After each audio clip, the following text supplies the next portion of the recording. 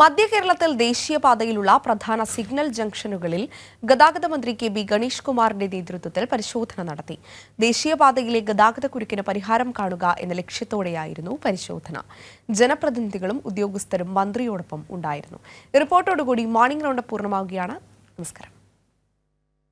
ഗതാഗതക്കുരുക്ക് മൂലം കെ.എസ്.ആർ.ടി.സി ബസ്സുകളുടെയും സ്വകാര്യ വാഹനങ്ങളുടെയും നല്ലൊരു പങ്ക് സമയം ദേശീയപാതയിൽ തന്നെ നഷ്ടപ്പെടുന്നതായി നിരന്തരം പരാതി ഉയർന്ന സാഹചര്യത്തിലാണ് ഇതിന് പരിഹാരം കണ്ടെത്താൻ മന്ത്രി കെ.ബി. ഗണേഷ് കുമാർ തീരുമാനിച്ചത്.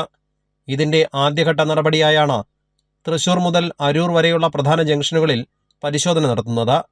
രാവിലെ ചാലക്കുടി പാപ്പാളി ജംഗ്ഷനിൽ നിന്നുമാണ് പരിശോധന ആരംഭിച്ചത്. തുടർന്ന് പോട്ട സിഗ്നൽ ജംഗ്ഷനിൽ പരിശോധന നടത്തിയ ശേഷം ചാലക്കുടി കെ.എസ്.ആർ.ടി.സി ബസ് സ്റ്റാൻഡും മന്ത്രി സന്ദർശിച്ചു. ഗതാഗതക്കുരുക്കിന് പരിഹാരം കാണാൻ പ്രാഥമിക പദ്ധതി തയ്യാറാക്കിയിട്ടുണ്ട്. ജനപ്രതിനിധികളുടെയും ഉദ്യോഗസ്ഥരുടെയും അഭിപ്രായങ്ങൾ കൂടി കണക്കിലെടുത്ത് മാത്രമേ ഇത് നടപ്പിലാക്കൂ എന്നും കെ.ബി. ഗണേഷ് കുമാർ പറഞ്ഞു. ട്രാഫിക്കിൻ്റെ പരമാവധി ലൈറ്റുകൾ ഒഴിവാക്കാനാണ്. ഈ ട്രാഫിക് ലൈറ്റുകൾ ഒരുപാട് കുരുക്കുണ്ടായിരുന്നു. ഇപ്പോൾ കഴിയുന്ന ഓടി അങ്ങ് ഫ്ലോ ചെയ്ത് പോകാൻ ഹൈവേയിൽ ഇത്രയും ലൈറ്റുള്ള ഒരു സ്ഥലവും ലോകത്ത് കാണത്തില്ല. അപ്പോൾ അതുകൊണ്ട് നമ്മളത് പരിശോധിച്ചു. ഇനി അങ്കമാലിക്ക് പോകാൻ പ്ലാൻ കുറച്ച് തയ്യാറാക്കിയിട്ടുണ്ട്. അത് ആ സ്ഥലത്ത് പോയിട്ട് ഒന്ന് കേട്ടതിന് ശേഷം എം.എൽ.എമാരും മുനിസിപ്പൽ പഞ്ചായത്ത് പ്രതിനിധികളുമായിട്ട് സംസാരിച്ചിട്ട് നമ്മൾ അക്കാര്യത്തിൽ. ചാലക്കുടിയിൽ നിന്നും മന്ത്രി നേരെ പോയത് എറണാകുളം ജില്ലയിൽ ഉൾപ്പെടുന്ന കരയാമ്പ്രമ്പ് ജംഗ്ഷനിലേക്കാണ്.